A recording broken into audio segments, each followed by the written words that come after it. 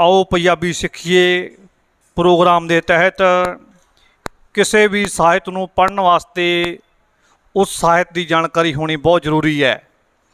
अज आप पंजाबी ਸਾਹਿਤ बारे गल करते हैं। जे पंजाबी बारे तुसीं पढ़ना चाहुंदे हो, गुरमत काव्य पढ़ना चाहुंदे हो, तो तुहानूं पंजाबी सीखनी बहुत जरूरी है। अल्फाबैट सीखनी बहुत जरूरी है। ठीक है, पंजाबी जिहड़ी भाषा बिल्कुल सौखी है, आसान है, बहुत पुरानी भाषा है, संस्कृत विचों निकली हुई है, तो जिहड़ी इहदी लिपि है वो ब्रह्मी विचों निकली हुई है। किसी भी ਸਾਹਿਤ ਨੂੰ पढ़न वास्ते सानू उस ਸਾਹਿਤ ਦਾ ਜਿਹੜਾ अल्फाबैट है ਜਾਂ ਉਹਦਾ ਵਰਨਮਾਲਾ ਉਹ ਸਿੱਖਣੀ ਬਹੁਤ ਜ਼ਰੂਰੀ ਹੈ। ਤੇ ਅੱਜ ਆਪਾਂ ਜੇ ਤੁਸੀਂ ਗੁਰਮਤਿ ਕਾਵਿ ਪੰਜਾਬੀ ਸਾਹਿਤ ਸਿੱਖਣਾ ਚਾਹੁੰਦੇ ਹੋ ਤਾਂ ਤੁਹਾਨੂੰ ਪੰਜਾਬੀ ਭਾਸ਼ਾ ਦੇ ਜਿਹੜੇ 35 ਅੱਖਰ ਹੈ ਉਹਨਾਂ ਦਾ ਗਿਆਨ ਹੋਣਾ ਬਹੁਤ ਲਾਜ਼ਮੀ ਹੈ। ਤਾਂ ਅੱਜ ਆਪਾਂ ਪੰਜਾਬੀ ਭਾਸ਼ਾ ਦੇ ਜਿਹੜੇ 35 ਅੱਖਰ ਹੈ ਉਹ ਸਿੱਖਦੇ ਹਾਂ, ਉਹ ਕਿਸ ਤਰੀਕੇ ਨਾਲ ਹੁੰਦੇ ਹੈ, ਉਹਨਾਂ ਦਾ ਉਚਾਰਨ ਕਿਵੇਂ ਹੁੰਦਾ ਹੈ। ਠੀਕ ਹੈ, सुनो बई। सब तो पहला अपने कोले आ जाता है ऊड़ा। इनू ऊड़ा बोलना है। उस तो बाद आ जाता है ऐड़ा। ऐड़े ते आपां उपर इहदे डंडा नहीं लाउणा। फिर है ईड़ी। उस तो बाद करते हैं आपां सस्सा, फिर हाहा।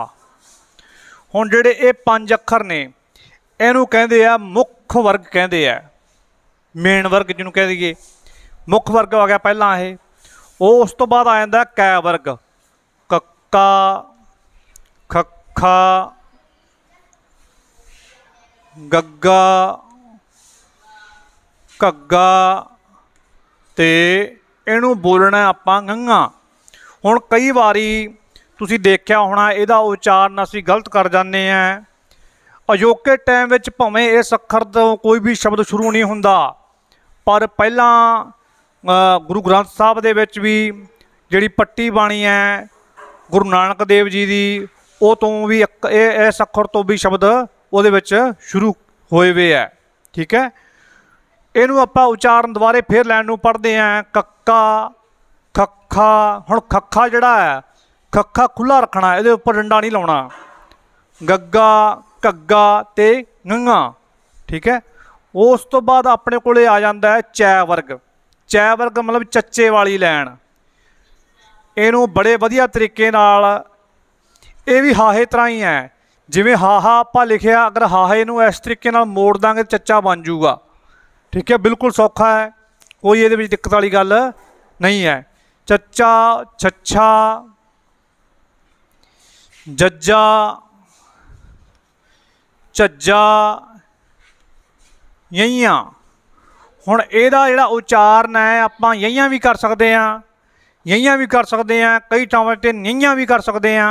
ठीक है, बहुत थां ते होया होया, पर अपनी आपां नईयां बोलना, नईयां इहनूं। ठीक है, दुबारे लैन नूं पढ़ो।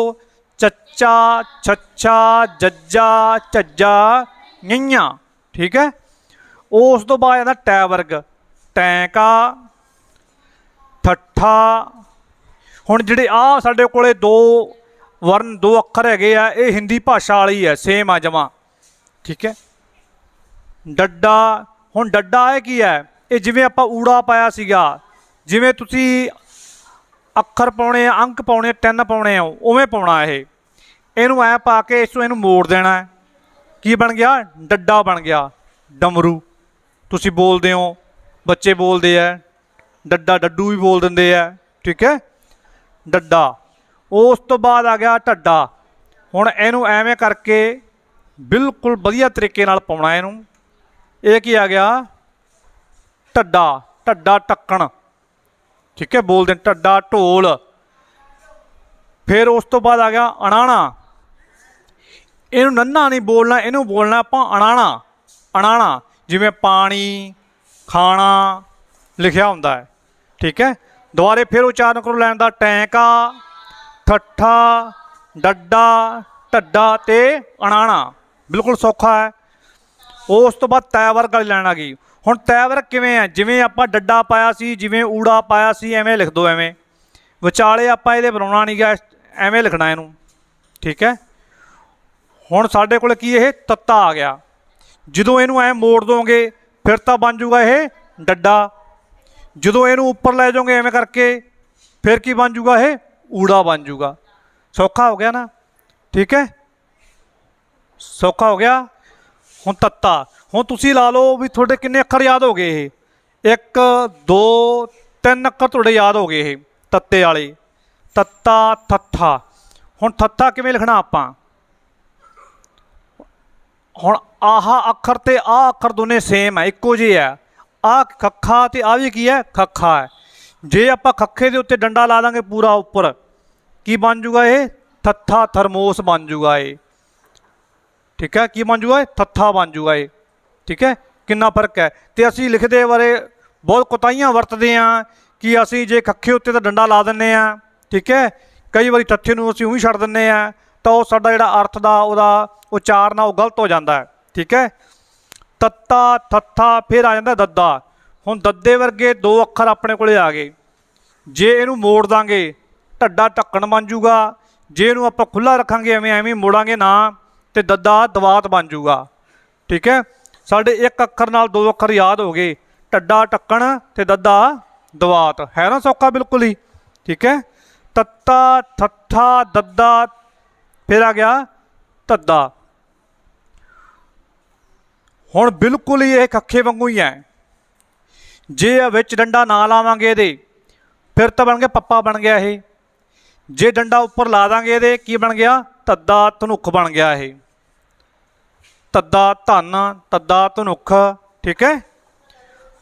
ਹਾਂ, ਉਸ ਤੋਂ ਬਾਅਦ ਆ ਗਿਆ ਜਿਹੜਾ ਪਿਓਰ ਆਪਾਂ ਨੰਨਾ ਬੋਲਦੇ ਹਾਂ। ਅਸੀਂ ਕਈ ਵਾਰੀ ਨੰਨਾ ਇਹਨੂੰ ਵੀ ਬੋਲਦੇ, ਇਹਨੂੰ ਵੀ ਨੰਨਾ ਬੋਲ ਦਿੰਦੇ ਹਾਂ, ਇਹਨੂੰ ਵੀ ਨੰਨਾ ਬੋਲ ਦਿੰਦੇ ਹਾਂ, ਇਹਨੂੰ ਵੀ ਨੰਨਾ ਬੋਲ ਦਿੰਦੇ ਹਾਂ, ਅਤੇ ਇਹ ਤਾਂ ਨੰਨਾ ਹੈਗਾ ਹੀ ਹੈਗਾ, ਠੀਕ ਹੈ। ਇਹਦਾ ਨਾ ਗੰਗਾ ਹੈ, ਇਹਦਾ ਨਈਆਂ ਅਣਾਣਾ ਅਤੇ ਨੰਨਾ, ਠੀਕ ਹੈ। ਉਸ ਤੋਂ ਬਾਅਦ ਕਿਹੜਾ ਵਰਗ ਆ ਗਿਆ, ਪੈ ਵਰਗ ਆ ਗਿਆ, ਪੱਪਾ। ਹੁਣ ਦੇਖੋ ਇਹਦੇ ਨਾਲ ਦੇ ਕਿੰਨੇ ਅੱਖਰ ਸਾਡੇ ਯਾਦ ਹੋ ਗਏ। ਅਸੀਂ ਕਹਿੰਦੇ ਪੰਜਾਬੀ ਔਖੀ ਹੈ, ਪੰਜਾਬੀ ਔਖੀ ਕਿਉਂ ਬਾਈ, ਪੱਪਾ ਹੋ ਗਿਆ, ਖੱਖਾ ਹੋ ਗਿਆ, ਥੱਥਾ ਹੋ ਗਿਆ, ਧੱਦਾ ਹੋ ਗਿਆ, ਠੀਕ ਹੈ। 4 ਅੱਖਰ ਸਾਡੇ ਇੱਕੋ ਜਿਹੇ ਆ, ਥੋੜ੍ਹਾ ਥੋੜ੍ਹਾ ਫਰਕ ਹੈ। ਆਹ ਅੱਖਰ ਤਾਂ ਬਾਹਲੇ ਸੇਮ ਆ ਜਮਾਂ ਹੀ, ਧੱਦਾ ਅਤੇ ਪੱਪਾ ਤਾਂ। ਹੁਣ ਜੇ ਤੁਸੀਂ ਕਈ ਵਾਰੀ ਗਲਤੀ ਕੀ ਕਰਦੇ ਹੋ, ਲਿਖਣਾ ਹੁੰਦਾ ਹੈ ਤੁਸੀਂ ਜਿਵੇਂ ਪਤੰਗ ਲਿਖਣਾ ਹੈ, ਪਾਪਾ ਲਿਖਣਾ ਹੈ, ਤੁਸੀਂ ਉੱਤੇ ਤੁਹਾਡੇ ਉਹ ਹਿੰਦੀ ਵਾਲਾ ਸਿਸਟਮ ਤੁਹਾਡੇ ਯਾਦ ਰਹਿੰਦਾ ਹੈ, ਤੁਸੀਂ ਉੱਪਰ ਡੰਡਾ ਲਾ ਦਿੰਦੇ ਹੋ। ਇਹ ਗਲਤ ਹੈ, ਐਵੇਂ ਨਹੀਂ ਕਰਨਾ, ਠੀਕ ਹੈ। ਹੁਣ ਆਪਾਂ ਕੀ ਕਰਦੇ ਹਾਂ, ਕਿਹੜੀ ਲਾਈਨ ਰਹਿ ਗਈ ਆਪਣੇ, ਪੱਪੇ ਵਾਲੀ। ਕਰੋ, ਬੋਲੋ ਨਾਲ ਨਾਲ, ਪੱਪਾ ਫੱਫਾ।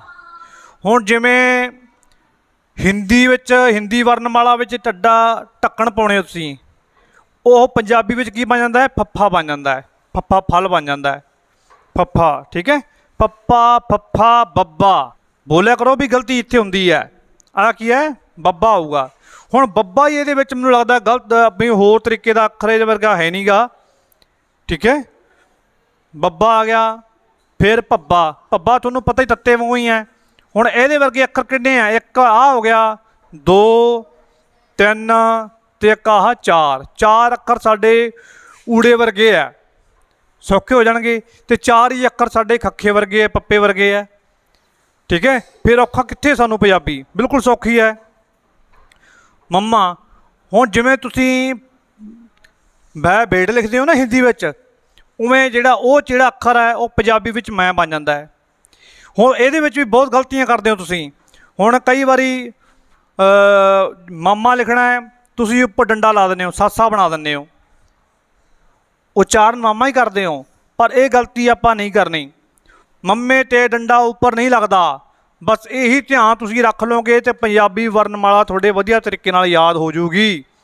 ਉਸ ਤੋਂ ਬਾਅਦ ਆ ਗਿਆ ਅੰਤਿਮ ਵਰਗ, ਯਈਆ, ਰਾਰਾ, ਲੱਲਾ, ਵਾਵਾ ਤੇ ਅੜਾੜਾ। ਅੜਾੜਾ ਕਹਿਣਾ ਹੈ, ਠੀਕ ਹੈ। ਵਾਵੇ ਨੂੰ ਤੁਸੀਂ ਹਾਹੇ ਤਰ੍ਹਾਂ ਨਾ ਬਣਾਓ, ਬਿਲਕੁਲ ਸੋਹਣਾ ਕਿਵੇਂ ਬਣਾਉਣਾ ਹੈ, ਇਹ ਕਈ ਵਾਰੀ ਬੱਚਾ ਟੈ ਟਮਾਟਰ ਪਾ ਕੇ ਐਵੇਂ ਤੇ ਇਹਨੂੰ ਐਂ ਕਰ ਦਿਓ, ਬਸ ਵਾਵਾ ਬਣ ਗਿਆ, ਕਿੱਡਾ ਸੋਹਣਾ ਬਣ ਗਿਆ, ਠੀਕ ਹੈ। ਬਿਲਕੁਲ ਸੌਖੇ ਜਿਹੀ ਹੈ। ਆ ਵੀ ਕਿਹੜੇ ਹੈ, ਇਹਦੇ ਨਾਲ ਦੇ ਕਿੰਨੇ ਅੱਖਰ ਹੈ, ਚੱਚਾ ਵੀ ਇਸ ਤਰੀਕੇ ਦਾ ਹੀ ਹੈ, ਹਾਹਾ ਵੀ ਰਾਰੇ ਵਰਗਾ ਹੀ ਹੈ, ਅਤੇ ਰਾਰਾ ਤਾਂ ਹੈਗਾ ਹੀ ਹੈ। ਫਿਰ ਤਿੰਨ ਅੱਖਰ ਇੱਕੋ ਜਿਹੇ ਆ। ਠੀਕ ਹੈ, ਉਸ ਤੋਂ ਬਾਅਦ ਸਾਡੇ ਕੋਲ ਆ ਗਿਆ ਨਵੀਨ ਵਰਗ, ਜਿਹੜੇ ਪੰਜਾਬੀ ਵਿੱਚ ਫਾਰਸੀ ਅੱਖਰਾਂ ਨੂੰ ਲਿਖਣ ਵਾਸਤੇ 6 ਅੱਖਰ ਹੋਰ ਬਣਾਏ ਗਏ ਆ।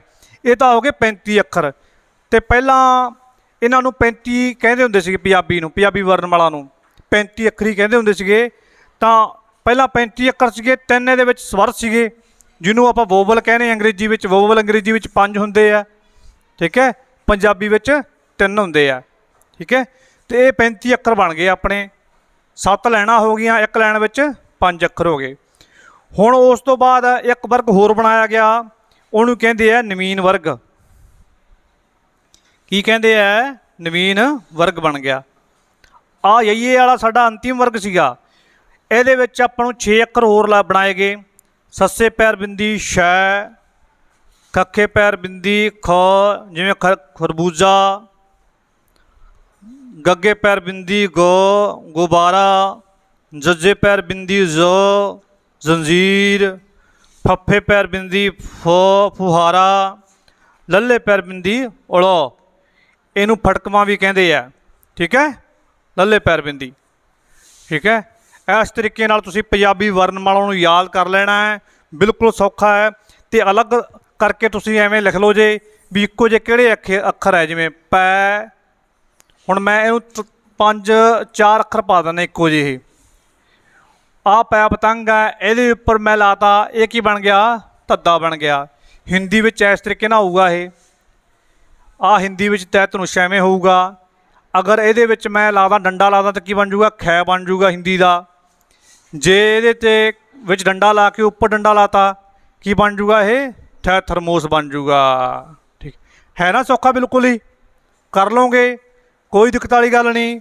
ਉਸ ਤੋਂ ਬਾਅਦ ਜਿਵੇਂ ਆ ਗਏ ਹੁਣ ਊੜਾ, ਇੱਕੋ ਜਿਹਾ ਸਾਡਾ ਊੜਾ, ਫਿਰ ਤੱਤਾ, ਫਿਰ ਕੀ ਹੋ ਗਿਆ? ਹੋਰ ਕਿਹੜਾ ਰਹਿ ਗਿਆ ਆਪਣੇ? ਭੱਬਾ ਵੀ, ਢੱਡਾ, ਡੱਡਾ, ਫਿਰ ਭੱਬਾ। ਇਹਦਾ ਊ ਆ ਗਿਆ ਹਿੰਦੀ ਦਾ, ਇਹ ਤੈ ਆ ਗਿਆ ਹਿੰਦੀ ਦਾ, ਇਹ ਡੈ ਡਮਰੂ ਆ ਗਿਆ, ਇਹ ਪੈ ਭੇੜ ਆ ਗਿਆ। ਠੀਕ ਹੈ, ਹਾਂ। ਅਤੇ ਉਸ ਤੋਂ ਬਾਅਦ ਹਾਂ ਨਹੀਂ, ਇਹ ਤੁਸੀਂ ਧਿਆਨ ਨਾਲ ਰੱਖੀ ਜਾਓ ਜੀ। ਆ ਤੁਸੀਂ ਲਿਖਣੇ ਆ ਐਵੇਂ, ਫਿਰ ਤੁਸੀਂ, ਮੈਂ ਕਹਿੰਦਾ ਪੰਜਾਬੀ ਤੁਸੀਂ ਅੱਜ ਹੀ ਸਿੱਖ ਜਾਓਗੇ। ਤੁਹਾਨੂੰ ਲੋੜ ਹੀ ਨਹੀਂ ਪੈਣੀ ਵਾਰ-ਵਾਰ ਕਲਾਸ ਲਾਉਣ ਦੀ। ਠੀਕ ਹੈ, ਜਿਵੇਂ ਦੱਦਾ, ਫਿਰ ਢੱਡਾ, ਢੱਕਣਾ, ਇਹ ਇੱਕੋ ਜਿਹੇ ਆ। ਹੋਰ ਕਿਹੜੇ ਇੱਕੋ ਜਿਹੇ ਆ? ਜਿਵੇਂ ਆ ਗਿਆ ਹਾਹਾ ਆ ਗਿਆ ਪਹਿਲੀ ਲਾਈਨ 'ਚੋਂ, ਫਿਰ ਤੀਜੀ ਲਾਈਨ 'ਚੋਂ ਚੱਚਾ, ਫਿਰ ਆਪਣੇ ਕੋਲ ਆ ਗਿਆ ਰਾਰਾ। ਇਹ ਇੱਕੋ ਜਿਹੇ ਆ। ਠੀਕ ਹੈ, ਹੁਣ ਕਈ ਵਾਰੀ ਤੁਸੀਂ ਵਾਹਵਾ ਲਿਖਣਾ ਹੁੰਦਾ ਹੈ, ਹਾਹਾ ਲਿਖਣਾ ਹੁੰਦਾ, ਹਾਹਾ ਤੁਸੀਂ ਵਾਹਵੇ ਨੂੰ ਬਣਾ ਦਿੰਦੇ ਹੋ। ਆਹ ਵਾਹਵਾ ਹੈ, ਵੈ ਵਰਸ਼ਾ ਵਾਲਾ ਹੈ ਇਹ, ਹਾਹਾ ਨਹੀਂ ਗਾ ਇਹ। ਠੀਕ ਹੈ, ਇਹ ਗਲਤੀਆਂ ਨਹੀਂ ਕਰਨੀਆਂ, ਤਾਂ ਜੋ ਤੁਸੀਂ ਵਧੀਆ ਤਰੀਕੇ ਨਾਲ ਪੰਜਾਬੀ ਸਿੱਖ ਲਓ। ਠੀਕ ਹੈ, ਉਸ ਤੋਂ ਬਾਅਦ ਆਪਾਂ ਕਰਾਂਗੇ ਅੱਗੇ ਮੁਹਾਰਨੀ, ਕਰ ਲਾਂਗੇ ਇਹਦੀ ਕਿਵੇਂ ਬਣਦੀ ਹੈ। ਠੀਕ ਹੈ, ਇਹਨਾਂ ਤਿੰਨਾਂ ਤੋਂ ਹੀ ਅੱਗੇ ਇਹਨੂੰ ਸਵਰਵਾਹਕ ਵੀ ਕਹਿੰਦੇ ਆ, ਊੜਾ, ਐੜਾ ਅਤੇ ਈੜੀ ਨੂੰ। ਹੁਣ ਮੇਰੇ ਨਾਲ ਨਾਲ ਤੁਸੀਂ ਬੋਲਣਾ ਇੱਕ ਵਾਰੀ, ਉਸ ਤੋਂ ਬਾਅਦ ਆਪਣੇ ਇਹ ਬਿਲਕੁਲ ਜਿਹੜਾ ਇਹਦਾ ਉਚਾਰਨ ਕਰ ਲਓ। ਠੀਕ ਹੈ, ਊੜਾ, ਐੜਾ, ਈੜੀ, ਸੱਸਾ, ਹਾਹਾ।